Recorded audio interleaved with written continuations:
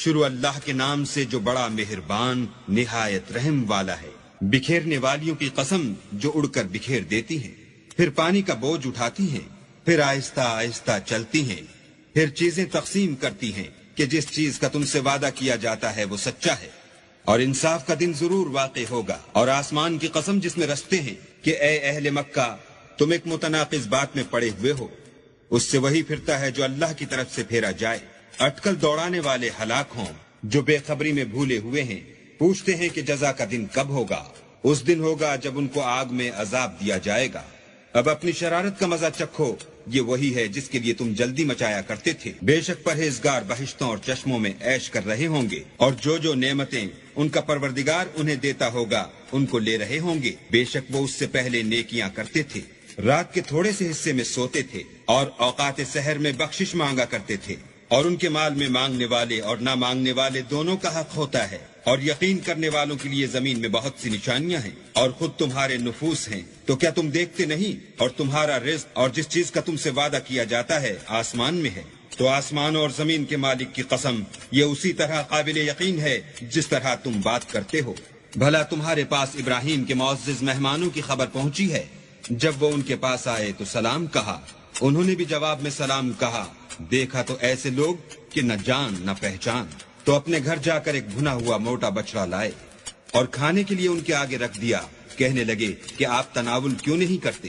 اور دل میں ان سے خوف معلوم کیا۔ انہوں نے کہا کہ خوف نہ کیجیے، اور ان کو ایک دانشمند لڑکے کی بشارت ہی سنائی۔ تو ابراہیم کی بیوی چلاتی آئیں اور اپنا منہ پیٹ کر کہنے لگی کہ اے ہے، ایک تو بڑھیا اور دوسرے بانج۔ انہوں نے کہا ہاں، تمہارے پروردگار نے یوں ہی فرمایا ہے، وہ بے شک صاحب حکمت اور خبر۔ ابراہیم نے کہا کہ فرشتوں تمہارا مدعا کیا ہے؟ انہوں نے کہا کہ ہم گناہگاروں کی طرف بھیجے گئے ہیں تاکہ ان پر کھنگر برسائیں، جن پر حد سے بڑھ جانے والوں کے لیے تمہارے پروردگار کے ہاں سے نشان کر دیے گئے ہیں۔ تو وہاں جتنے مومن تھے ان کو ہم نے نکال لیا، اور اس میں ایک گھر کے سوا مسلمانوں کا کوئی گھر نہ پایا، اور جو لوگ عذاب علیم سے ڈرتے ہیں ان کے لیے وہاں نشانی چھوڑ دی۔ اور موسیٰ کے حال میں بھی نشانی ہے، جب ہم نے ان کو فرعون کی طرف کھلا ہوا معجزہ دے کر بھیجا تو اس نے اپنی قوت کے گھمنڈ پر منہ موڑ لیا اور کہنے لگا یہ تو جادوگر ہے یا دیوانہ۔ تو ہم نے اس کو اور اس کے لشکروں کو پکڑ لیا اور ان کو دریا میں پھینک دیا، اور وہ کام ہی قابل ملامت کرتا تھا۔ اور عاد کی قوم کے حال میں بھی نشانی ہے، جب ہم نے ان پر نامبارک ہوا چلائی، وہ جس چیز پر چلتی اس کو ریزہ ریزہ کیے بغیر نہ چھوڑتی۔ اور قوم سمود کے حال میں بھی نشانی ہے، جب ان سے کہا گیا کہ ایک وقت تک فائدہ اٹھا لو تو انہوں نے اپنے پروردگار کے حکم سے سرکشی کی، سو ان کو کڑک نے آ پکڑا اور وہ دیکھ رہے تھے۔ پھر وہ نہ تو اٹھنے کی طاقت رکھتے تھے اور نہ مقابلہ کر سکتے تھے۔ اور اس سے پہلے ہم نوح کی قوم کو ہلاک کر چکے تھے، بے شک وہ نافرمان لوگ تھے۔ اور آسمانوں کو ہم ہی نے ہاتھوں سے بنایا، اور ہم کو سب مقدور ہے، اور زمین کو ہم ہی نے بچھایا، تو دیکھو ہم کیا خوب بچھانے والے ہیں۔ اور ہر چیز کی ہم نے دو قسمیں بنائی تاکہ تم نصیحت پکڑو۔ تو تم لوگ اللہ کی طرف بھاگ چلو، میں اس کی طرف سے تم کو صریح رستہ بتانے والا ہوں، اور اللہ کے ساتھ کسی اور کو معبود نہ بناؤ، میں اس کی طرف سے تم کو صریح رستہ بتانے والا ہوں۔ اسی طرح ان سے پہلے لوگوں کے پاس جو پیغمبر آتا وہ اس کو جادوگر یا دیوانہ کہتے۔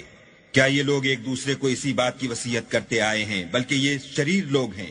تو ان سے اعراض کرو، تم کو ہماری طرف سے ملامت نہ ہوگی، اور نصیحت کرتے رہو کہ نصیحت مومنوں کو نفع دیتی ہے۔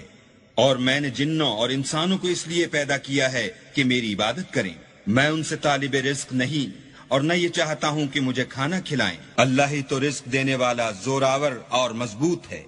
کچھ شک نہیں کہ ان ظالموں کے لیے بھی عذاب کی نوبت مقرر ہے، جس طرح ان کے ساتھیوں کی نوبت تھی، تو ان کو مجھ سے عذاب جلدی نہیں طلب کرنا چاہیے۔ جس دن کا ان کافروں سے وعدہ کیا جاتا ہے اس سے ان کے لیے خرابی ہے۔